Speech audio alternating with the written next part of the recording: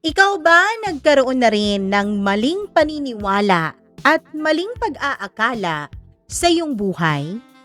Yun bang akala mo kontrolado mo na ang lahat? Akala mo ikaw na ang bukod na pinagpala sa lahat ng nilalang. Pero isang araw, biglang nawasak ang lahat ng akala at ilusyon mo. Hi everyone! Welcome back dito sa ating channel. Kasama niyo ang inyong one and only Mama Mia, and hopefully may video tayong nakikita ngayon. Meron ba? Sana meron. Nagre-record tayo but we are trying our best na meron talaga tayong, alam mo nyo yun, yung on-cam video. Anyways, I know na you are so excited about our story for today. Pero bago ang lahat ng yan, nako, paki-check out po muna ang Shop and Style sa Facebook. Ayan po ang link sa baba na sa description box, o baka i-link ko dito sa video. Tignan natin kung marunong akong mag-link ng ganyan. But for now, eto na po, atin na pong simulan ang inyong paboritong kwento at programa dito lamang sa Dear Mama Mia.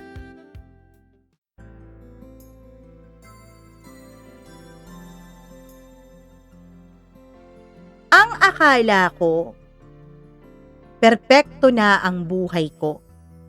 Akala ko, ako na ang klase ng taong kaiinggitan ng lahat, na nasa akin na lahat ng pwedeng pangarapin.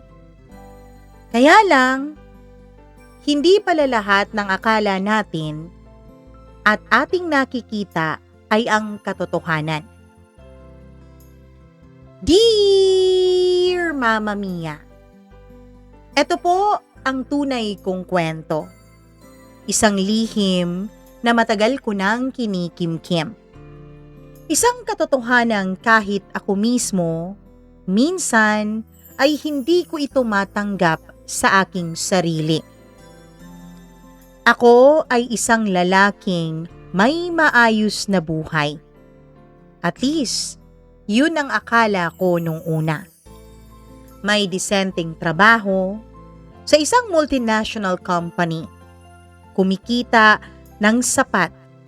Actually, higit pa sa sapat. Kumikita ako para mabuhay ng komportable ang buong pamilya ko. Sa paningin ng iba, ako yung tipo ng lalaking successful provider. May bahay, may sasakyan, may asawa at sariling pamilya. Kompleto na kung tutuusin, Mama Mia, hindi ba? O yun lang talaga ang inaakala ko. Nagpakasal po ako, mahigit 8 taon na ang nakakalipas. 29 years old lamang ako noon, Mama Mia. Yung asawa ko naman ay 28 years old. Hindi kami nagkakilala sa mga mapelikula na romantic style. Walang ligawan sa ulan, walang mga haranahan o mga paromantic na mga nakikita natin sa pelikula o nababasa sa mga libro. Ang sa amin po, Mama Mia, ay isang arranged marriage na pinagdaanan sa pamamagitan ng matrimony site. Pero bago apaman ang kasal naming dalawa, ay nag-usap na kami. Mahaba at malalim ang naging pag-uusap namin. Para bang 2 taong gustong siguraduhin na hindi sila magkakamali sa desisyong kanilang gagawin. Oo, Mama Mia. Masasabi kong arranged marriage kaming dalawa dahil pareho pong nagkasundo ang aming mga magulang. Magkaibigan kasi ang aming mga pamilya. Wala rin naman kaming tutol. Pareho naman kami na walang sabit nung mga panahon na yun. Kaya naman, tinanong ko siya kung ayos lang ba sa kanya ang plano ng aming mga magulang. Wala din naman siyang pagtutol. Kaya sabi ko, klaruhin muna namin ng lahat. Basta ang sa akin, importante ang equality. Sabi niya noon nang diretsyo ang tingin sa akin. Ganon din naman ako, Vanessa. Importante din sa akin ang privacy, space, at mutual respect. Sige, lahat yan ibibigay ko at lahat din yan ini-expect ko pabalik sa'yo. Yun ang sabi niya, Mama Mia, at naniwala naman ako. Hindi dahil lang sa gusto kong maniwala, kundi dahil nakita ko sa kanya ang parehong determinasyon na meron ako. Pareho po kaming may nakaraan. Pareho kaming hindi na inosente pagdating sa relasyon. Kaya naman, wala nang issue sa amin ng past. Past is past nga, ika nga, 'di ba? Walang selusan sa mga nangyari noon. Sa loob ng 3 taon, masasabi kong masaya naman ang aming pagsasama ni Vanessa bilang mag-asawa. Hindi perpekto pero masasabi kong payapa naman, Mama Mia. May mga araw na late na akong umuuwi dahil sa dami ng aking inaasikaso sa trabaho. May mga araw din na siya naman ang ganon. Pero walang tanong-tanong, walang pagdududa, walang paghihinala. Siguro, Mama Mia, kapag mature na kayong dalawa, marunong na kayong tumupad sa usapan. Pagod ka? Tanong niya minsan habang hinuhubad ko noon ang sapatos ko. Kagagaling ko lang noon sa trabaho. Medyo. Ikaw? Same. Pero okay lang naman. At dun na nagtatapos ang aming usapan. Walang mahabang interogasyon, walang drama, kahit na magdedes oras na iyon ng gabi. Naniwala kami sa aming mga sinabi na pareho kami ng gusto. Privacy, loyalty, at transparency. Naramdaman ko noon na ito na talaga. Tama ang naging desisyon ko. Ito na ang tamang tao para sa akin. Hanggang sa dumating ang worldwide pandemic, yung COVID-19, Mama Mia. Dahil doon, mas naging malapit kami sa isa't isa. Lagi na kasi kaming magkasama sa bahay. Pareho na kasi kaming naka-work from home setup noon. Sabay na kaming nagluluto, nanonood ng kung ano-anong mga palabas at mga balita at nagtatawanan. Para ba kaming bumalik sa umpisa? Para kaming bagong kasal dalawa, Mama Mia. Doon ay unti-unti na may naramdaman na kami ni Vanessa sa isa't isa. Dahil sa pandemic, nagkaroon po kami ng mas malalim na ugnayan. Hindi lang yung parang kontrata na kasal. Pero Mama Mia, kung kailan akala mo matibay na ang mga bagay-bagay, kung kailan akala mo nagkaroon na kayo ng mas magandang pundasyon para sa isa't isa, dun pa pala unti-unting mababasag ang lahat. Dahil sa akala mo malalim na ang inyong pinagsamahan, hindi mo na napapansin ang mga nangyayari sa paligid.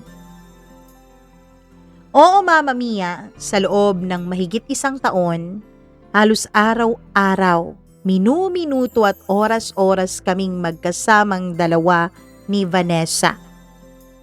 Hindi man kami yung tipo ng normal na mag-asawa na nag-a-I love you-han sa isa't isa, pero ramdam ko naman na lumalim na ang aming koneksyon.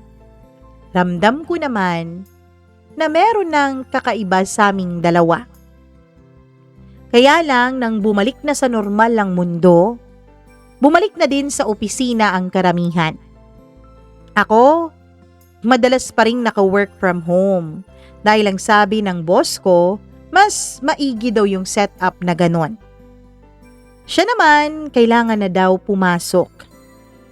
Wala naman akong naging problema doon, Mama Mia. dahil nagtitiwala ako.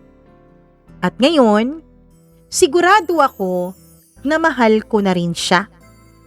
At hindi ko naman po yun itinago sa kanya. Sinabi ko sa kanya na mukhang tama nga ang desisyon naming magpakasal dahil mahal ko na siya. Yun din naman ang sinabi niya sa akin. Kaya akala ko makakabuo na kami ng normal na pamilya. Yung pamilyang nag-umpisa sa 2 taong nagmamahalan. Ang hindi ko alam, sa likod pala ng lahat ng yon ay may mga nagaganap pala na mga bagay. At ang mas masakit, kahit ako ang pinakaapektado sa mga bagay na nagaganap sa aking paligid, ako pa talaga ang taong huling nakaalam ng lahat. May mga araw na parang ordinaryo lang ang lahat ng bagay. Yung tipong gigising ka, iinom ng kape, at sisilip sa bintana. At iisipin mong, pareho lang naman ang araw na to kahapon. Walang pagbabago at walang magbabago. Akala ko, isa lang yun sa mga araw na yun, Mama Mia. Hanggang sa dumating ang isang liham. Registered mail. Hindi naman ako madalas na makatanggap ng ganito. Kaya medyo nagtaka ako. Kinuha ko ito mula sa guard. Pumirma at tahimik na umakyat sa unit namin. Wala ang asawa ko noon kasi kailangan niya raw mag-report sa opisina. Pagpasok ko ng bahay, sinalubong ako ng katahimikan. Siyempre, mag-isa lang ako eh. Yung klaseng katahimikan na dati ay nagbibigay sa akin ng pahinga. Pero sa araw na yun, sa hindi ko malamang dahilan, parang may kakaibang bigat ang katahimikan. Ibinaba ko ang bag ko sa mesa at dahan-dahan kong binuksan yung sobre. Isang maliit na papel lang ang laman. Walang pangalan, walang pirma. Pero Mama Mia, ang nakasulat dun sa papel na yun ay sapat na para wasakin ang lahat sa tahimik kong mundo. Your wife is cheating on you. She comes with a man and sleeps with him whenever you go to your office. Para akong binuhusan ng malamig na tubig. Hindi ako agad nakagalaw. Hindi ako agad nakapagsalita. Paulit-ulit kong binasa ang nakasulat doon. Para bang tahimik akong umaasang mag-iiba ang mga salitang nandun. Umaasa na baka mali lang ang pagkakaintindi ko. Mali lang ang pagkakabasa ko. Baka may mga punctuation marks na hindi ko nakita. Pero hindi eh. Kasi kahit anong pikit at bukas ng mata ko, pareho pa rin ang nababasa ko dun sa liham na yon. Diretso, malinaw ang mensahe at walang paligoy-ligoy.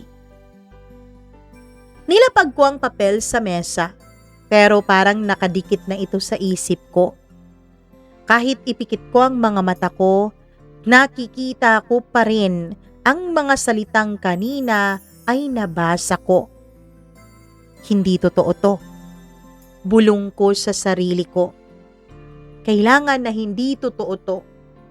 Dahil kapag totoo ito, totoo ding mawawasak na ang mundo ko. Dahil kung totoo ito, ibig sabihin, lahat ng pinaniniwalaan ko, lahat ng pinanghahawakan ko, kasinungalingan lang pala. Mama Mia, hindi ko alam kung alam nyo kung paano ang magtimpi. Kung paano ang kimkimin ng lahat ng galit, tanong, at sigaw na gusto nang lumabas sa katawan mo. Kinimkim ko. Hindi ko sinabi sa kanya ang aking natuklasan. Hindi ko siya kinompronta. Hindi ako nagtanong. Sa halip, mas pinili ko pong manahimik. Kung bakit, ay hindi ko rin alam, Mama Mia. Siguro dahil natakot ako sa magiging sagot niya. Siguro dahil mas gusto kong manatili na lang sa pagdududa ang isipan ko kesa sa harapin ko ang isang masakit na katotohanan. Pero Mama Mia, kahit na may takot sa dibdib ko, kahit na hindi ko alam kung bakit hindi ko siya kinumpronta, may isang bagay po na sigurado ako. Gusto ng puso ko. Gusto ng katawan ko na malaman ang totoo. Hindi para sa kanya, kundi para sa sarili ko. Siguro Mama Mia, kung masakit sa isang babae na pinagtaksilan siya ng kanyang asawa, kung masakit sa isang babae na malaman na iniiputan siya sa ulo, tingin ko mas doble po ang sakit kapag kaming mga lalaki ang iniputan, niloko at sinaktan. Kasi Mama Mia, bukod sa aming mga puso, nasasaktan din ang pride at ego namin. Nawawasak hindi lamang ang aming puso, kundi ang buong pundasyon ng aming pagkatao. Kinaumagahan, nag-leave ako sa trabaho. Hindi ko sinabi sa kanya, Mama Mia, hindi ko pinaalam. Nagpanggap ako na normal lang ang araw na yon. Nagkape ako kasama siya. Nakangiti. Nakikinig pa ako sa mga kwento niya kuno tungkol sa kanilang opisina. Tumatawa pa ako sa mga biro niya. Pati na rin sa mga chismis na sinasabi niya sa akin tungkol sa kanyang mga katrabaho ay kunwari ko pang pinakinggan ng husto. Habang sa loob ko, Mama Mia, may unti-unting nababasag. Mauna na ako ha, sabi niya habang inaayos ang bag niya. Sige, ingat ka, sagot ko. Pilit na pinapakalma ang aking sarili kahit ang gusto ko ay hablutin siya, sigawan siya at tanungin siya tungkol dun sa liham na yon. Pero alam ko kasi, Mama Mia, kapag ginawa ko yun, may tsansa na makapag-deny pa siya. May tsansa na makapagtago pa siya ng mga ebidensya. Kaya hindi ko ginawa yun. Hinayaan ko siyang umalis. Kahit na sa totoo lang, may parte sa akin na gustong hawakan siya. Pigilan siya at itanong na sa kanya ang lahat. Pagkatapos ng ilang minuto mula nung makababa siya sa building, ay sumunod ako. Alam ko kasi na hindi siya mabilis maglakad. Sinundan ko siya. Tahimik, maingat. Hindi ako sanay na ganito. Hindi naman kasi ako detective, Mama Mia. Hindi din ako selosong asawa. Pero sa araw na yun, parang naging ibang tao ako. Kaya naman, Mama Mia, naniniwala talaga ako dyan sa mga letter senders ninyo na nagsasabing kapag naloko ka, kapag nalaman mong niloloko at iniiputan ka sa ulo, ay nagiging ibang tao ka. Nagiging isang tao ka na akala mo dati kailanman ay hindi magiging ikaw. Mama Mia, nakita ko po siyang pumasok sa kanilang opisina. Normal, walang kakaiba. Wala namang lalaking sumalubong sa kanya. Wala namang kahina-hinala. Buong araw po akong naghintay sa labas. Opo, umarkila pa talaga ako noon ng isang tinted na sasakyan. Isang sasakyan na hindi niya matitrace pabalik sa akin. Nagmamasid lamang ako, nag-obserba. At sa huli, wala naman po akong nakita, Mama Mia. Nakita ko siyang lumabas ng opisina. Nakita ko siyang pumunta ng grocery store at nakita ko siyang sumakay pauwi sa amin. Agad kong ibinalik yung sasakyan sa pinagrentahan ko. Nagulat pa nga ito kasi 24 hours dapat yung renta ko, kaya lang wala pang 12 hours ay binalik ko na yon. Pag-uwi ko, halo-halo ang naramdaman ko. Ginhawa, pero may bahagi pa rin sa akin na talagang nalilito. May bahagi pa rin talaga sa akin na nagsasabing parang may mali. Siguro prank lang yon kung sino man ang nagpadala ng liham na yon. Siguro may tao lang na gustong manggulo sa amin. Sabi ko sa sarili ko. Gusto kong maniwala doon. Kailangan kong maniwala doon. Kaya lang, Mama Mia, dito ko napatunayan na hindi lang kayong mga babae ang may instinct na bigay ng Panginoon. Kasi ako din, kahit na wala akong nakita nung sinundan ko siya, ay hindi pa rin talaga ako mapakali. Kaya kinabukasan, ginawa ko ulit. Sabi ko sa kanya, may kailangan akong asikasuhin sa opisina. Sabi ko sa kanya, kailangan ko na mag-office on that day. Hindi naman siya nagtanong. Sinabihan niya lang ako na mag-ingat ako at kita kami mamaya. Pero ang ginawa ko ay pinuntahan ko ulit yung pinagrentahan ko ng sasakyan.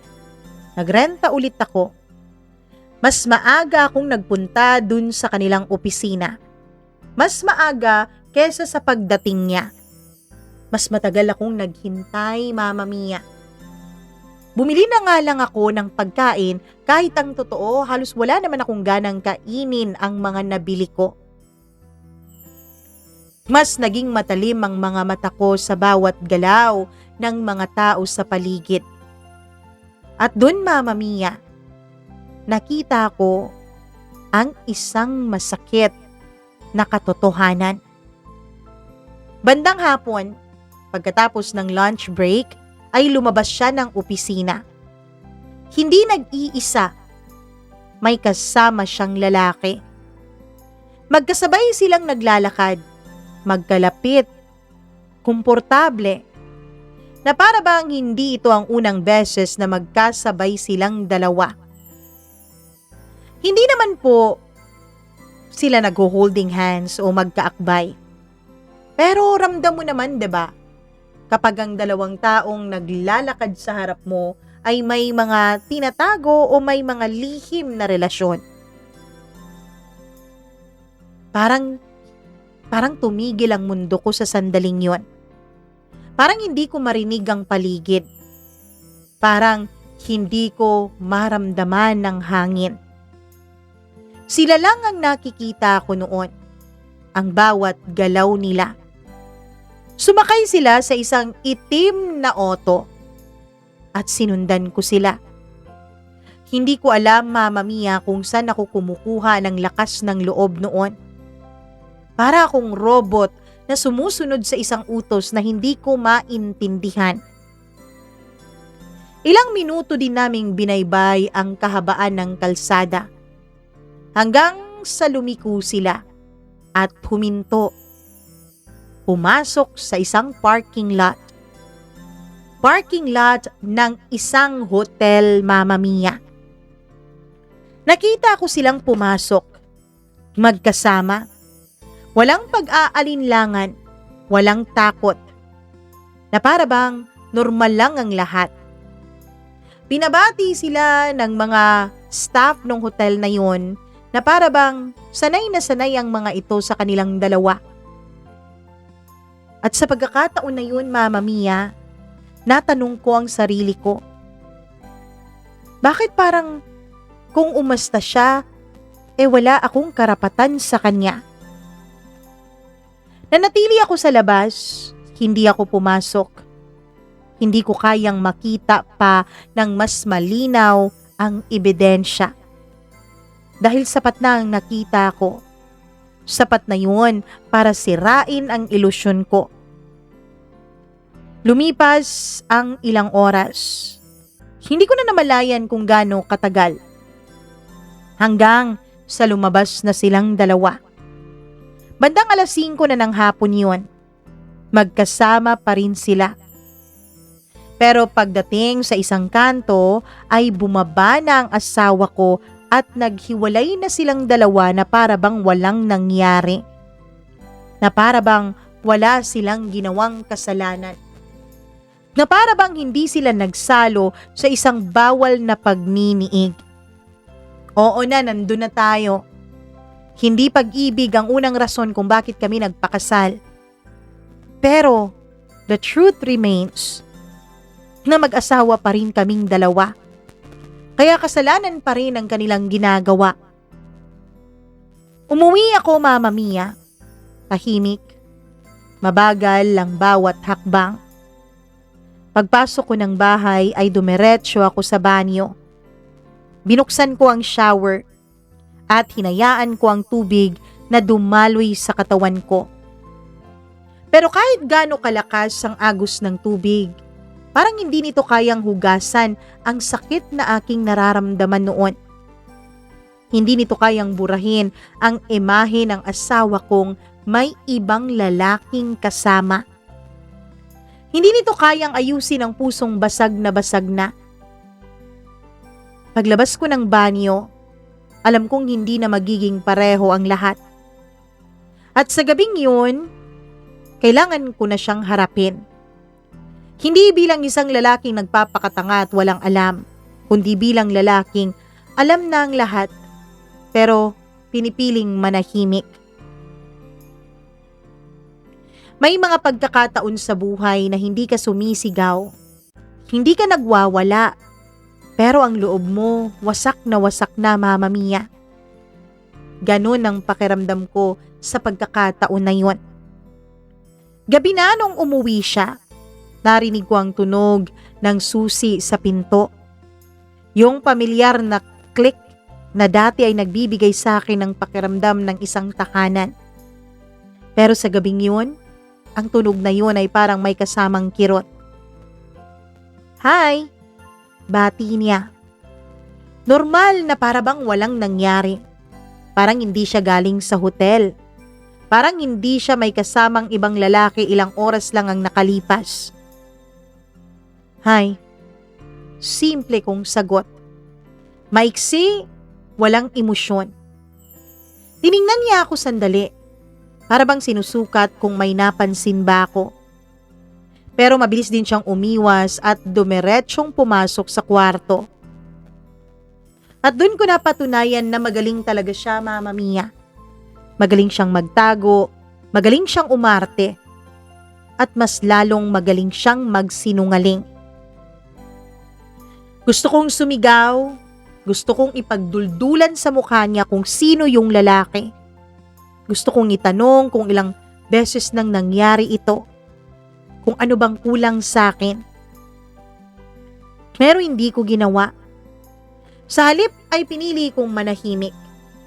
Hindi dahil sa mahina ako, Mama Mia, kundi dahil alam ko na kapag nagsalita ako, wala rin namang babalik. At sa puntong yon, hindi pa ako handang mawalan ng lahat. Nagbihis siya, lumabas ng kwarto at umupo sa tabi ko. Kumain ka na? Tanong niya. Oo. Okay. Ganun lang. Ganun lang kadali para sa kanya ang aming usapan na para bang wala siyang ginagawang kasalanan. Na parang ako pa ang estranghero sa sarili kong bahay. Pagkatapos ng ilang minuto ng katahimikan ay tumayo ako. Nandun siya sa may mesa at kumakain. Lumapit ako sa kanya. Hinawakan ko ang kamay niya. Napatingin siya sa akin. Nagtataka. At doon ginawa ko ang isang bagay na kahit ako, hindi ko inaasahang gagawin ko. Gusto mo ba na magkaanak na tayong dalawa? Tanong ko. Naramdaman ko na tila tumigil ang mundo sa pagitan naming dalawa. Nakita ko ang pagbabago sa mukha niya. Mula sa kalmado, naging iritable. Mula sa neutral, tila naging defensive. Ano? Bakit bigla-bigla yan? Sagot niya na medyo mataas ang boses. Wala lang, inisip ko lang, sabi ko. Hindi pa to yung tamang oras. Marami pa tayong kailangang ayusin at gawin. Marami pa akong gustong gawin. Pero, napag-usapan na natin to, di ba? Equality, space, privacy. Hindi mo pwedeng basta-basta i-impose sa akin yung gusto mo. Dagdag niya. Napatahimik ako, Mama Mia. Hindi dahil wala na akong sasabihin, kundi dahil sa wakas. Malinaw na sa akin ng lahat. Hindi siya tumatanggi dahil hindi pa siya handa. Tumatanggi siya dahil may iba na siyang inuuna. At hindi ako yun. Tumango lang ako. Sige, sabi mo eh. Sabi ko nang walang galit at walang sigaw. Pero sa loob-loob ko, Mama Mia, may namatay. Yung lalaking naniniwala sa kasal. Yung lalaking nagtitiwala ng buong buo. Yung lalaking handang ibigay ang lahat, mapanindigan lang ang kanyang pinangako. Sa gabing yun, tila nagbago ang pagkatao ko. Naging isang tahimik na lalaki na lang ako. Isang lalaking nagmamasid na lang. Hindi na ako pareho ng dating ako. Sa totoo lang, Mama Mia, nawasak po ang pride ko. Pero kalmado din talaga ako by nature. Kaya hindi ako umiyak. Hindi ako nagwala. Hindi ako nagtanong. Sa halip ay tinanggap ko. Hindi dahil okay lang sa akin. Kundi dahil yun lang ang paraan para mabuhay pa rin ako ng pareho sa araw-araw. Naisip kong makipaghiwalay, Mama Mia. Pero kasunod nun, naisip ko, ang gastos, ang kaso, ang mga tanong ng mga kaibigan, kakilala at mga kamag-anak, ang malaking eskandalong gagawin nito sa buhay ko. Dahil sanay ako na nakikita ng lahat na nasa maayos ang buhay ko, inisip kong hindi ko kaya, Mama Mia. Hindi ko pa kayang makita ng iba na wasak na ang mundong iniilusyon ko. Kaya ginawa ko ang isang bagay na hindi ko akalaing gagawin ko. Ang isuko ko ang lahat sa tadhana. Kinabukasan nagdesisyon ako. Babalik ako sa opisina. Hindi lang para magtrabaho lang, kundi para makatakas. Tumakas sa bahay na dati kong tinatawag na pahinga. Tumakas sa babaeng natutunan ko ng mahalin. Sa babaeng pinangakuan ko ng habang buhay. Nagsimula akong umuwi ng late. Minsan dumediretso ako sa bar. Minsan nag-iinom akong mag-isa. At alam mo ba kung anong pinakamasakit, Mama Mia? Yung pakiramdam na wala siyang pakialam. Hindi siya nagtatanong. Kahit gaano ako ka-late umuwi, kahit amoy alak ako, wala siyang pakialam. Sa tingin ko nga, Mama Mia, parang naging pabor pa sa kanya ang lahat. Dahil doon sa ginagawa ko, parang nagkaroon pa siya ng kalayaan para unahin ang sarili niyang buhay. Unti-unti ay mas nagiging malinaw ang lahat. Hindi na kami mag-asawa. Siguro sa papel, oo. Lintik na papel na yan eh. Isa na lang kaming 2 taong nakatira sa iisang bahay. 2 taong may kanya-kanyang sekreto. Kanya-kanyang kasinungalingan. Kanya-kanyang buhay. At sa bawat araw na lumilipas, mas lalo akong nawawala. Hanggang sa isang araw, Mama Mia, may nakita ako ulit. Isang eksenang mas lalong dudurog pala sa akin. Akala ko sanay na ako sa sakit eh. Akala ko wala nang mas sasakit pa sa nakita ko dun sa hotel. Pero mali pala ako. Dahil sa araw na yun, tuluyan na akong nawawala sa sarili ko. Mama Mia, gaya nga ng iba ninyong mga letter sender, may mga sugat na hindi mo agad nararamdaman . Hindi dahil sa hindi ito masakit, kundi dahil sobra itong lalim na para bang namamanhid na lang ang buong katawan mo. Akala ko sanay na ako. Akala ko tanggap ko na. Nakaya ko nang mabuhay sa isang relasyon na wala ng laman. Pero may mga araw talaga na ipapaalala sa iyo ng tadhana na hindi ka pa tapos masaktan. Araw ng linggo yun, tahimik ang bahay. Wala siya. Ang sabi, may team activity daw sila na para bang team building. May outing, tapos may movie after at may dinner. Hindi na ako nagtanong. Hindi na rin naman ako interesado. Lumabas ako ng bahay mga bandang tanghali. Nag-drive ng walang direksyon. Hindi ko alam kung saan ako pupunta. Ang alam ko lang, ayokong magmukmok sa loob ng bahay. Ayoko sa katahimikan. Ayoko sa sarili kong iniisip. Hanggang sa napadpad ako malapit sa isang mall. Huminto ako. Hindi dahil may plano ako, kundi dahil pagod na akong mag-isip. Nagpark ako at pumasok sa loob. Malamig ang hangin.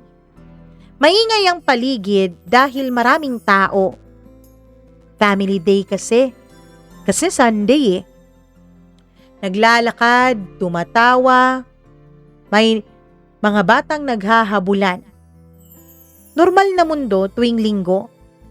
Isang mundo na pakiramdam ko nung mga panahon na yon ay tila hindi yata ako kabilang. At doon ko siya nakita, Mama Mia. Sa labas ng sinihan. Tumatawa.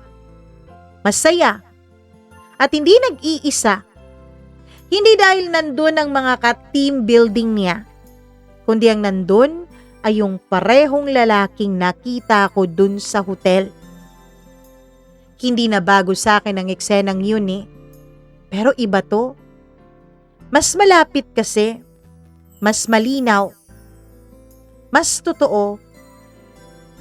Magkatabi sila. Magaan ang katawan niya habang nakasandal ng bahagya dun sa lalaki. Na para bang komportable sila. Parang sanay na. Parang wala silang pakialam kung makita sila ng ibang tao at sabihing may relasyon silang dalawa. Mama Mia, yun ang pinakamasakit. Yun bang wala man lang silang ka-effort para itago ang relasyon nilang dalawa? Yun bang hindi man lang sila natatakot na may makakita sa kanilang kakilala namin? Hindi ko alam kung gaano katagal akong nakatayo doon. Hindi ako gumalaw. Pakiramdam ko nga hindi ako humihinga ng maayos. Minanood ko lang sila. Na para bang isa akong multo sa sarili kong buhay. Lumabas sila ng sinihan. Masaya pa rin. May hawak siyang popcorn. May sinasabi siya habang tumatawa. At yung lalaki, nakatingin sa kanya na para bang siya ang pinaka-importanting tao sa mundo. Isang tingin na dapat ako lang na asawa ang tumitingin ng ganun sa kanya.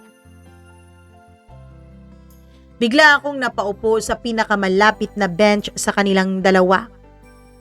Hindi ko na kaya. Hindi ko na kayang magpanggap na okay lang ang lahat. Hindi ko na kayang lokohin ang sarili ko. Pero ewan ko, Mama Mia, siguro nga duwag talaga ako, hindi ko lang maamin. Dahil kahit na malapit na sila sa akin, hindi ko pa rin talaga nagawang kumprontahin siya. Umuwi ako, mabigat ang bawat hakbang. Pagpasok ko ng bahay, dire-diretso ako sa sala. Umupo ako sa sofa. At dun lang ako. Walang ginagawa, walang iniisip. O baka sobra na akong nag-iisip kaya hindi ko na maramdaman. Lumipas ang 1 oras. 2. Hindi ko na alam kung gaano katagal. Nakatulala lang ako sa kawalan hanggang sa bandang 8:00 na ata yun ng gabi nung marinig ko ang pinto. Pumasok siya. Ang stay out naming kasambahay. Tahimik siyang dumiretso sa kusina. Sanay na siya sa ganitong setup. Pumapasok, nagluluto at maglilinis. Tuwing linggo kasi, gabi pong pumupunta yung kasambahay namin. Tapos umaalis, then bumabalik ng Lunes ng tanghali. Sir, gusto niyo po ba ng kape? Mahinahon niyang tanong. Hindi ako sumagot agad. Siguro napansin niya. Siguro nakita niya ang mukha ko. Yung itsura ko ng isang taong pagod na. Hindi sa trabaho, kundi sa buhay. Wag na, Stella, sabi ko. Halos pabulong. Pero hindi siya umalis. Nanatili siya doon at nakatingin sa akin. At doon nagsimula ang lahat, Mama Mia. Mama Mia, si Stella po ay isang college student. Hindi man po siya menor de edad. Mga 22 na siya nung mga panahon na yun. Pero dahil sa hirap ng buhay, ay hindi po talaga siya agad nakapag-aral. Kinailangan niyang pahinto-hinto sa pag-aaral dahil kailangan niya munang mag-ipon para may pang-enroll. Sa totoo lang, dun ko napansin si Stella.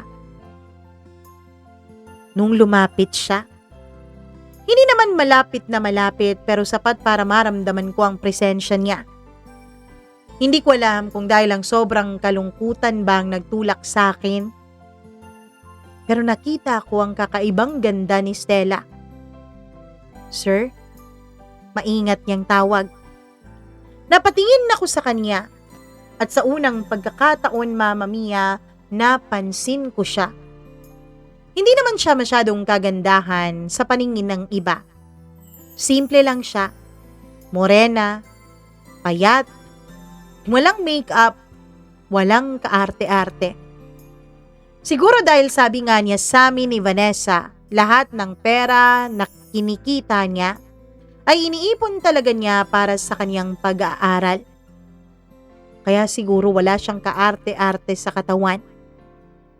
Pero sa gabing yun, may kakaiba sa kanya. May lambing sa boses niya. May init sa tingin niya. May katahimikan na parang sa kanyang mga mata ay nakakaramdam ako ng kaligtasan. Parang alam ko na po kung bakit kayo malungkot. Para akong nabuhusan ng malamig na tubig sa kanyang sinabi. Ano? Tanong ko. Kunot noo. Diretso siyang tumingin sa akin. Niloloko po kayo ni Ma'am Vanessa, hindi po ba? Tumigil ang mundo ko. Hindi ako agad nakapagsalita. Hindi dahil wala akong sasabihin, kundi dahil hindi ko inaasahan na may ibang tao palang nakakaalam.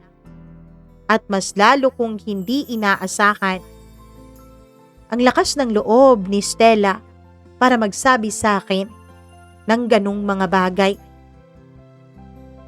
Sir,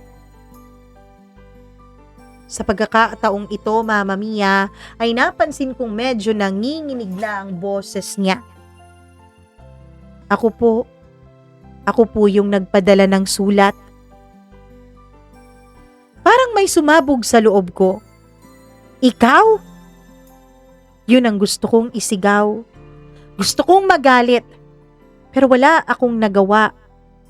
Nakatitig lang ako sa kanya. Tahimik at gulong-gulo ang isip. At nasasaktan ng sabay-sabay. Sir, mabait po kayo. Sabi niya. Nakikita ko po kung paano ninyo tratuhin yung ibang tao. Kahit guard, kahit nga ako kahit sino nire-respeto ninyo. Sa totoo lang po, yung mga guard po ang unang nagsabi sa akin. May napansin daw sila na may naghahatid kay Ma'am Vanessa pero sa medyo malayo. Hindi ako naniwala, sir. Hanggang sa nakita ko po mismo. Nakita ko po sila. Yung iba pong nakakaalam, sir, wala silang lakas ng loob para sabihin sa'yo. Kaya naisip ko hindi niyo po deserve na maging tanga. Hindi niyo po deserve na loko-lokohin lang kayo kaya ako na po ang gumawa ng paraan para malaman ninyo. Hindi ko na napigilan ang sarili ko, Mama Mia. Tumulo na ang mga luha ko. Nang tahimik pero tuloy-tuloy. Hindi naman ako umiyak nung una ko tong nalaman eh. Hindi ako umiyak nung nakita ko siya sa hotel. Hindi ako umiyak nung nakita ko siya kanina sa mall.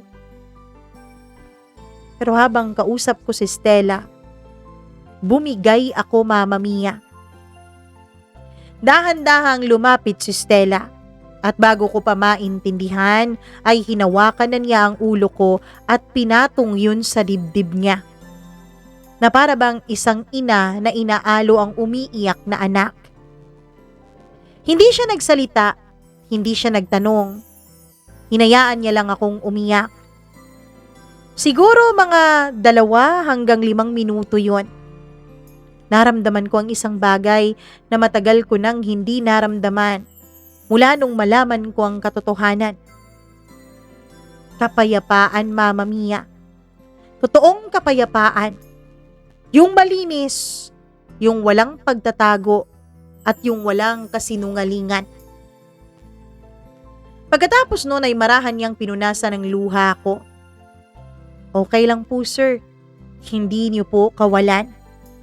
Magiging okay din po ang lahat. Ngumiti siya. Simple pero totoo. Tumalikod siya at bumalik sa kusina. At dun ko napagtanto na ayokong matapos yung pakiramdam na yon. Ayokong bumalik sa malamig kong buhay. Kaya sinundan ko siya, Mama Mia, sa kusina. Dun ko siya niyakap mula sa likuran niya. Hinalikan ang pisngi niya. Nung lumingon siya sa akin ay nagtagpo ang mga labi naming 2. Natakot pa ako nung una. Baka itulak niya ako. Baka lumayo siya. Pero hindi. Bagkus ay tinugon pa niya ang mga halik ko. Kung gaano kainit ang pinaramdam ko sa kanyang yakap, ay ganun din ang binabalik niya sa akin at mas higit pa. At sa gabing yun, Mama Mia, may nangyari sa aming 2 ni Stella sa mismong kusina ng pamamahay namin ni Vanessa. Isang bagay na hindi ko plinano, hindi ko pinag-isipan pero kusang nangyari. Isang bagay, isang desisyon na magbabago ng lahat. Mama Mia, nung nalaman ko pong may ibang lalaki ang asawa ko, akala ko talaga tapos na ang kwento ko. Akala ko wala ng pag-asa. Pero minsan pala, ang taong magliligtas sa'yo, hindi yung taong inaasahan mo. At sa pagkakataong yun, si Stella po ang naging pahinga ko.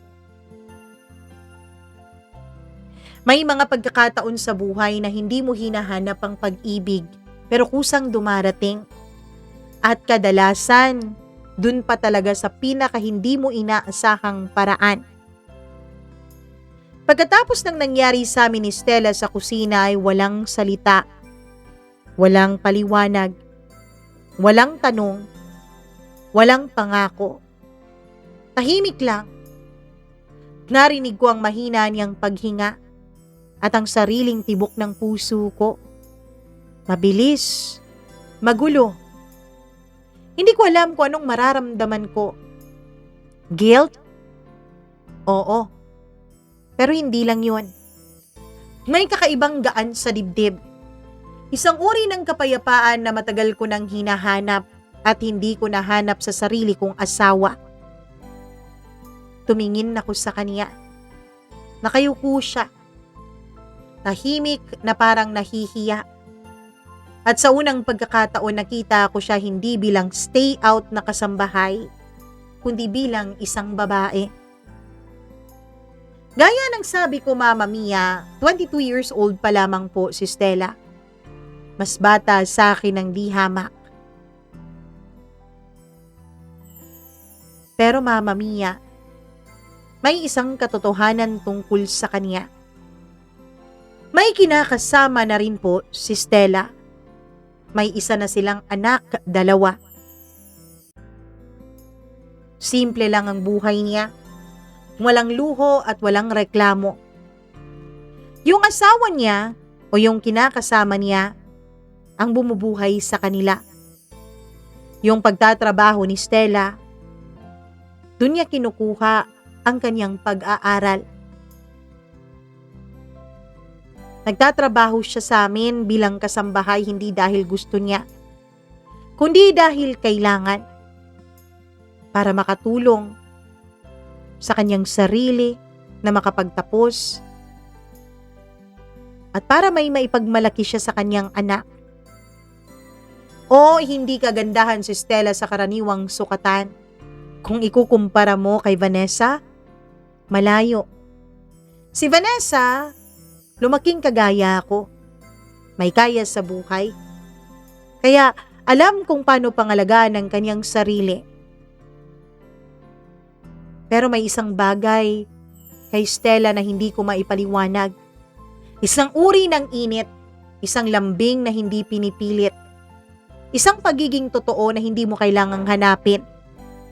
Yung ngiti niya, hindi perpekto pero ramdam mo. Yung hiya niya, hindi nag-e-enarte lang kundi natural. At yung pagsasalita niya, laging may respeto at may pag-aalaga. Pagkatapos ng may mangyari sa amin ay umalis na rin si Stella. Kinagabihan, magkatabi kami ng asawa ko sa kama. Pero ang isip ko ay wala doon. Nasa kusina. Nasa isang pagniniig na kanina lang ay mainit na nagaganap doon. Nasa isang babaeng unang beses kong naramdaman na ako'y pinakinggan kahit hindi ako nagsalita. At doon ko napagtanto, Mama Mia, may kulang pala sa buhay ko. At ang kulang na yun, hindi ko nahanap sa taong pinakasalan ko. Kinabukasan nag-work from home ako. Hindi dahil kailangan, kundi dahil gusto ko. Gusto kong makita si Stella. Gusto kong maramdaman ulit yung kapayapaan na binigay niya sa akin. Bandang 2:00 ng hapon ay dumating siya. Normal lang na para bang walang nangyari sa amin kagabi. Pero iba na ang tingin ko sa kanya. Mas matagal, mas malalim. At yun ay napansin niya. "Sir, okay lang po ba kayo?" tanong niya. Tumango ako, pero hindi sapat yun. Lumapit ako. Dahan-dahan, hinawakan siya, hinalikan, at dun nagsimula ulit. Ngayon hindi na aksidente. Hindi na basta lang nangyari lang dahil sa pagkakataon. Ngayon ay pareho na naming piniling maulit-ulit yun. Hanggang sa naging routine na namin yun, Mama Mia. Tuwing 2:00 ng hapon, hihintayin ko siya. At sa bawat araw na lumilipas, mas lalo akong nahuhulog sa kanya. Hindi dahil sa kanyang pisikal na bagay, kundi dahil sa kung paano niya ako tratuhin. Inalagaan niya ako, pinapakinggan, pinapahalagahan, na para bang ako ang pinaka-importanting tao sa mundo niya.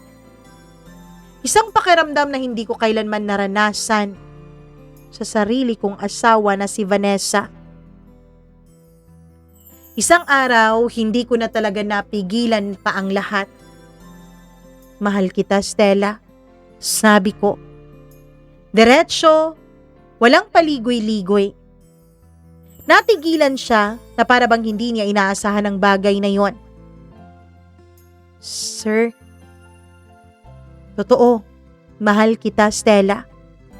Dagdag ko. At sa sandaling yun, Mama Mia, akala ko pareho kami ng gusto na ipaglaban ang isa't isa. Pero ngumiti lang siya, malungkot. Sir, mahal din po kita, pero hindi pwede. Parang may tumusok sa dibdib ko. Bakit? Tanong ko agad. Hiwalayan mo na yung kinakasama mo. Makikipaghiwalay ako sa asawa ko, papakasalan kita. Handa akong gawin ang lahat, Mama Mia. Handa akong magbayad kung sino man ang dapat bayaran. Handa akong magsimula ulit. Kahit pa kailangan kong maglabas ng pera para makalaya siya at makalaya ako, gagawin ko. Pero umiling siya. Matatag ang kanyang pagtutol. Sir, mahirap po kami. At ikaw mayaman ka. May buhay ka. Ngayon siguro mahal mo ko. Pero paano pag nagsawa ka na sa akin? Paano pag napagod ka? Alam kong babalik ka sa mundo mo, sir, at ako maiiwan. Tahimik ako, Mama Mia, na para bang sa unang pagkakataon ay may nagsabi sa akin ng totoo. Hindi yung mga bagay na gusto ko lang marinig, kundi yung kailangan ko talagang marinig. Hindi ko siya nakumbinsi. Kahit anong sabihin ko, kahit anong ipangako ko, hindi siya pumayag. Pero may sinabi siya na nagbago sa lahat. Kung anong meron tayo ngayon, hayaan na lang natin, sir. At doon nagsimula ang isang relasyon na walang pangalan, walang label, wala ring kasiguraduhan, pero alam kong totoo. Inofferan ko siya, Mama Mia. Tumigil ka na sa ibang sideline mo. Dito ka na lang. Magstay in ka na lang dito sa amin, babayaran kita. Ginawa ko yun hindi para bilhin ang kanyang pagkatao, kundi dahil ayokong mawala siya. Ayokong hindi ko siya makita sa bawat segundo ng buhay ko. Ayokong may ibang mundo siyang pinupuntahan at hindi ako kasama doon. Gusto kong sa akin lang siya. At pumayag siya, Mama Mia. Simula noon, mas matagal na siya sa bahay. Hindi pa rin naman siya naging stay-in. Stay out pa rin naman, pero halos buong araw siyang nasa bahay kasama ko. Dumadating siya sa umaga pag wala na si Vanessa. Umaalis din siya bago ito bumalik sa gabi. Araw-araw ganun ang nangyayari. Para sa akin, para sa amin. Sa loob ng 4 na buwan, nabuo ang isang mundong kamilang dalawa ang nakakaalam. Isang lihim. Isang relasyon na hindi dapat umiral. Pero yun ang naging totoo sa buhay ko, Mama Mia. At dahil kay Stella, tila wala na akong pakialam kung anumang ginagawa ni Vanessa sa buhay niya. Wala na akong pakialam kung gaano siya katagal nakasama ang ibang lalaki.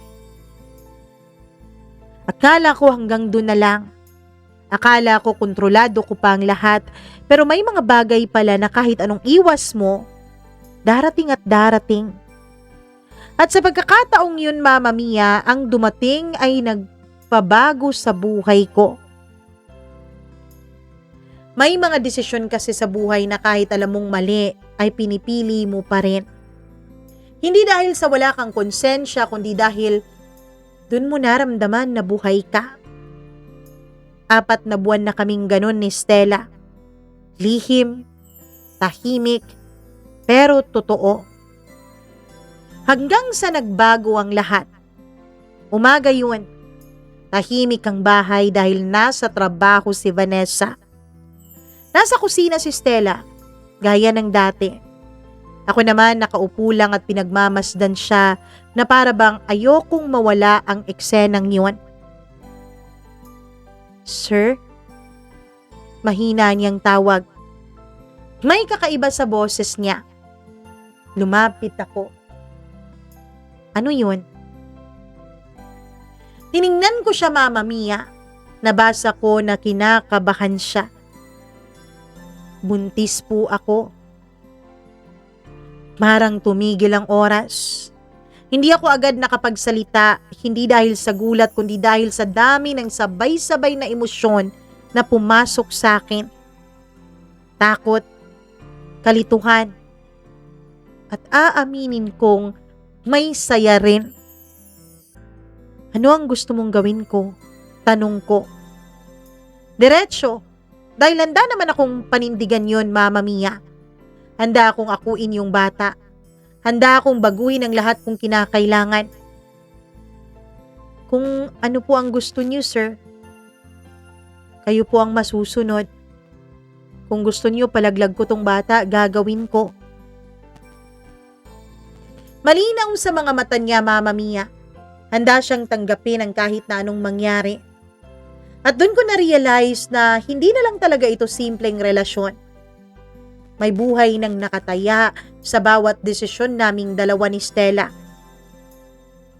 Umuwi si Stella sa probinsya nila para dun manganak, para makaiwas sa mga mata ng iba. Mama Mia, naghiwalay na rin sila ng kinakasama niya dahil may iba din pala itong babae. Sabi niya sa probinsya daw siya manganganak para protektahan ang batang walang kamalay-malay sa magulong mundong kanyang nilabasan.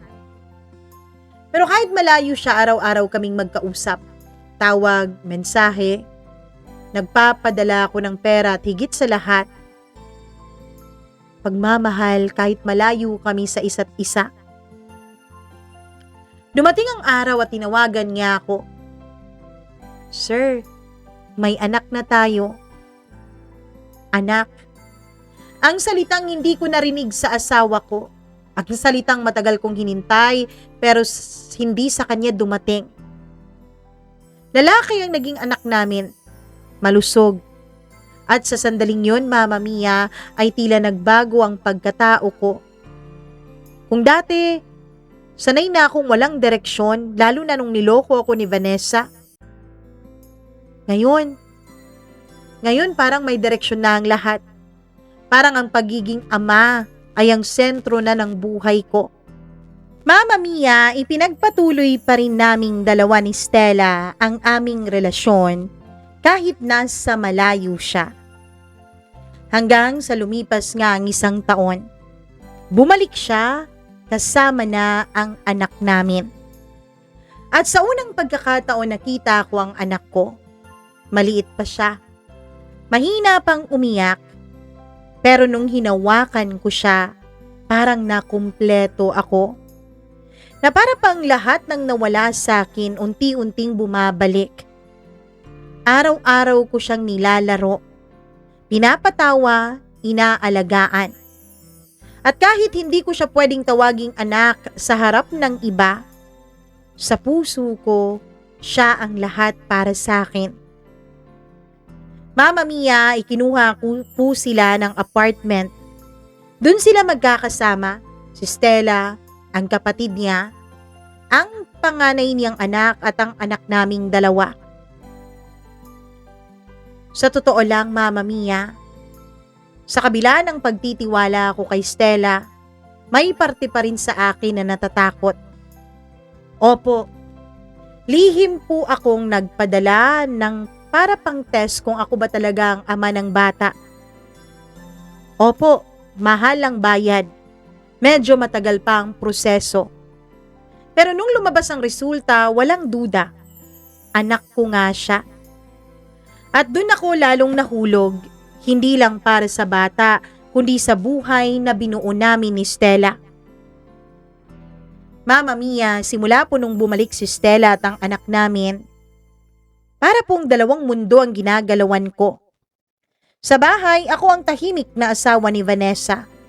Sa lihim, ako ang isang masayang ama at nagmamahal kay Stella. 2 buhay, 2 katauhan. At sa bawat araw, mas lalo akong napapagod na magpanggap. May mga bagay na kahit anong tago mo, lalabas at lalabas pa rin ito. At minsan, huli na ang lahat. Hanggang sa napansin niya, Mama Mia, ni Vanessa, unti-unti na parang hindi na raw ako katulad ng dati. Hindi na ako naghahabol, hindi na ako nagtatanong, at lalong wala na ring ni katiting na init para sa kanya. At dun siya nagbago. Bigla siyang naging maalaga. Biglang naging mapagmatsyag at possessive. Yung babaeng nagsabi dati ng privacy, space at equality, biglang nawala. Pinalitan ng, "Nasaan ka na? Sino yung kasama mo? Bakit late ka na?" Tinitingnan na niya ang phone ko 2 beses sa isang araw. Nag-aalala siya, pero hindi dahil mahal niya ako, kundi dahil nararamdaman na niyang nawawala na ako sa kanya. Isang gabi, gusto ko nang magkaanak, sabi niya. Napatingin ako sa kanya. Kung dati niya sinabi to, siguro ibang kwento ang tinatahak namin ngayon. Pero ngayon, huli na ang lahat. Nag-resign si Stella sa trabaho. Gusto na raw niyang maging ina. Gusto na raw niyang magkaroon ng anak sa akin, na magkaanak na rin daw ako. Ang hindi niya alam, may anak na ako, pero hindi siya ang ina. Ngayon, Mama Mia, mas lalo po akong nahihirapan. Hindi ko na makita ang anak ko ng madalas. Hindi ko na makasama ang babaeng totoo kong minamahal. Dahil bawat galaw ko, binabantayan na ni Vanessa. Bawat oras ko, kinu-question na niya. Mama Mia, dun ko na-realize na ang kasal namin hindi kailanman naging patas. Ang mga salitang pinanghawakan ko, ginamit niya lang. Habang siya malaya, ako ay parang nakakulong. Ngayon nabubuhay pa rin ako sa 2 mundo. Nakikita ako ang anak ko 1 beses sa 1 linggo. Pumupunta ako sa apartment nila, sa apartment na nirerentahan ko para sa kanila. At dun lang sa maliit na mundong yun kami pwedeng maging totoo ni Stella. May isa din akong cellphone para sa kanila, nakatago, nakalihim. Mama Mia, sa totoo lang, ayoko na pong makisama kay Vanessa. Pagod na ako. Gusto ko nang umalis, pero hindi po madali ang lahat. May perang involved, may pamilyang mawawasak, at may reputasyon na mamamantsahan.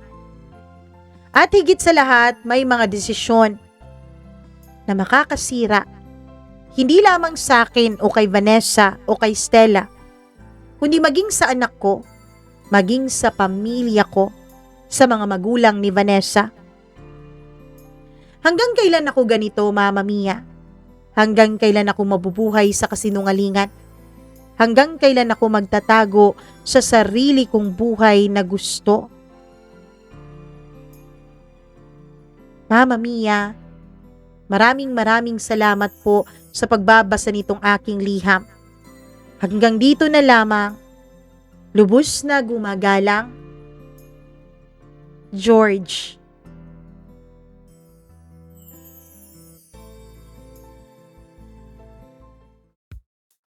Grabe naman ang kwento mo, George. Ano ba? Ano bang kailangan kong gawin upang malaman mo? Sa lahat ng tanong mo, ang makakasagot niyan ay walang iba kundi ikaw. At para sa akin, habang pinapatagal mo ang isang napakalaking desisyon na gagawin mo sa buhay mo, mas lalong marami ang masasaktan. Mas lalo ang marami ang madadamay. Ganon, 'di ba? Hindi lang si Stella, hindi lang si Vanessa, hindi lang ikaw, kundi maging ang anak mo, at baka magkaroon pa ng mas malaking eskandalo. For me, the earlier the better. Nahaharapin mo ang kwentong yan, nahaharapin mo ang problemang yan. Sa akin ngayon, there's no other way to go out. And there's no other way to be free. Kailangan talagang magkaroon ng malaking eskandalo. Para sa akin, ang una mong dapat gawin, kausapin itong si Vanessa. Sabihin mo sa kanya na alam mo ang tungkol sa kaniyang panloloko. The question is, may ebidensya ka ba? 'Di ba? Baka naman, ay naku, baka nagpapakatanga ka dong. Baka okay lang naman manahimik kung talagang hindi mo kaya ng konfrontasyon. May mga tao talagang hindi confrontational. Okay lang talagang manahimik. Pero sana sa pananahimik ninyo, ano kayo ng mga ebidensya, ganun, 'di ba? Para pagsapit ng araw, hindi kayo magiging kawawa. Hindi naman sa kinakampihan kita, ha, kasi mali pa rin naman ang ginawa mo nang buntis ka ng iba. Buti na lang hindi si kasal si Stella dun sa lalaking yun, kasi kung kasal, nako, doble sakit sa ulo, 'di ba? So hindi naman ganoon. Ang akin lang mali talaga yung ginawa mo. Mali, parang gumanti ka. Pero although sa letter mo sinabi mo naman na hindi mo sinasadya, parang ganon. Pero ganun pa rin yun. Pero labas na tayo doon kasi nangyari na ang nangyari. Ang sa akin lang, may ebidensya ka ba sa panluloko ni Vanessa? Paano yan? Hinayaan mo siyang mag-resign sa kanyang trabaho, hinayaan mo siyang wala nang gagawin. Naku, may imbestigan ka talaga niyan. Malalaman talaga niya na may nabuntis ka ng iba. Magiging alas patuloy niya yan sa'yo. Ganon.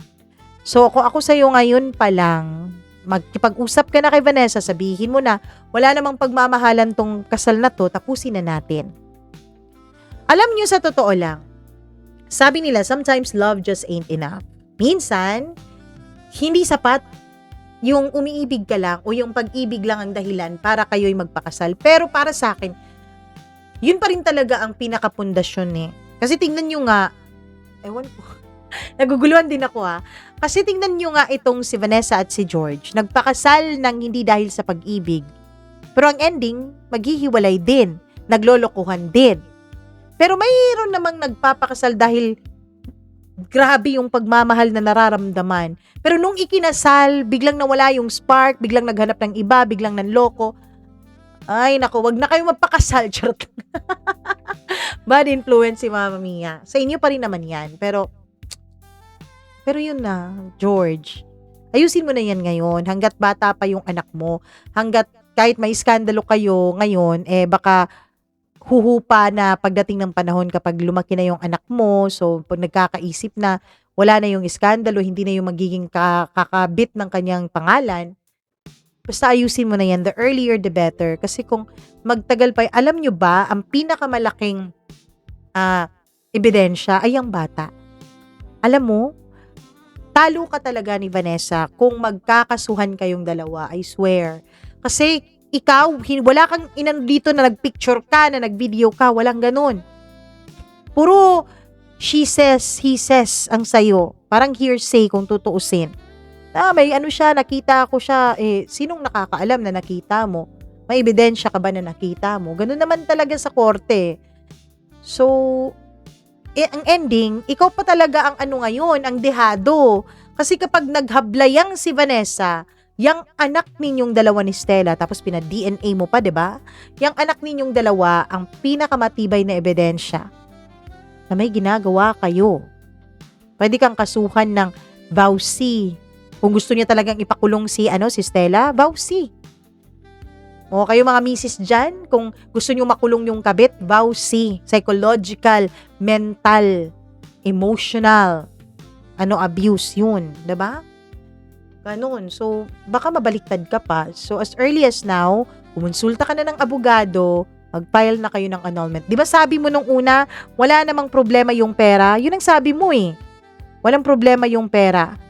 Ngayon, hiwalay na yan si Stella sa kanyang, kinakasama. Ang problema kasi sa'yo, George, sigurista ka rin. Kasi, nung inaalok mo si Stella, sabi mo, hiwalayan niya yung kinakasama niya. Dun ka, naniniguro ka. What if na lang, nung nagkipaghiwalay ka na agad kay Vanessa, nung hindi ka pa nakabuntis, di sana, mas smooth sailing ang buhay mo ngayon. Wala ka sanang problema. Hindi ka sana nagpadala dito ng sulat. Well, for me, 'di ba? Kasi nagpadala ka. Anyways, ganun, ha? Okay? So, ang gawin mo ngayon, hindi kita kinakampihan dahil may kasalanan ka rin. Mali pa rin yung ginawa mo, pero since sumulat ka, nagtanong ka kung anong dapat mong gawin para makalaya, kumonsulta ka na ng abogado. Kasi hindi naman ako abogado eh. May alam lang ng konti kasi nagbabasa, pero hindi din yan absolute. Kasi hindi naman yan talaga yung law, di ba? Yung abogado, pinag-aralan talaga nila yan. So, kumonsulta ka ng abogado kung anong dapat mong gawin dahil sa tingin ko talaga na kapag yan si Vanessa makakutob, makaalam, makakuha ng ebidensya, patay kang bata ka. Yan talaga yun. Okay? Okay. Anyway, so much for George. Naku sa inyo ngayon na nakikinig. Ang gawin nyo po ay like and share ng video na ito. Please lang, maawa kayo. Po ako, talagang nag-effort po talaga ako na mag-record for today dahil medyo pinagdadaanan po ang inyong Mama Mia. Sa mga susunod na araw, baka i-share ko. Sariling kwento ko, ikukwento ko dito. Ay nako, wag na. May mga pangalang masisira. Charot. Kasi kapag ako, malalaman nyo, di ba? Tapos, baka kalkalin nyo yan. Although, naka-private, pero baka kalkalin nyo. Anyway, huwag na natin pag-usapan yan. Hello muna ako sa ating mga subscribers na nagpa-member pa talaga. Hi, ako sa pinakabago nating member na si Christina Aure. Aure pala pagkabasa ng kaniyang pangalan. Hello sa'yo. Marlia Guiana Shane, Miriam Gutierrez, Rose Arevalo, Rico Sedanco, Colleen Bueno, Gimaras Girl, Benson Boysers, Mac Dax, Diane Martinez, Maria Elena Abe, Maureen Tugab, Gail Easy, Mila Raduban, at Freaky. And hello din pala ako sa Shop in Style ha. Please follow their FB page, and kung gusto niyo pong umorder kayo doon dahil ang gaganda talaga ng kanilang mga products. May ipapakita ako bukas sa inyo na isa sa mga products na na-try ko sa kanila. Ang ganda. Talaga. Nakakawala ng stress ng konti. Anyways, hello muna din ako sa ating mga subscriber. Maraming salamat. Susan Boribor, Shermaine Lopez. Hello din kay Ruby Ramos. Carl, maraming salamat. Hi din kay Alcura Ukit, Jeremy Romero, kay Ma'am Judith McGovern, kay Gail Easy, hi, Kiddos TV 2000, May Marie Bornales, Sally Buma, Ramona Gonzalez, Christy Carpentero, hello din kay Rose Santiago, kay Jocelyn Manson, Charlene Baclohan, hi din kay Cutie Hot Mom, maraming salamat, at sa lahat ng nakikinig sa atin, thank you so much. Ako po ang nag-iisa ninyong Mama Mia.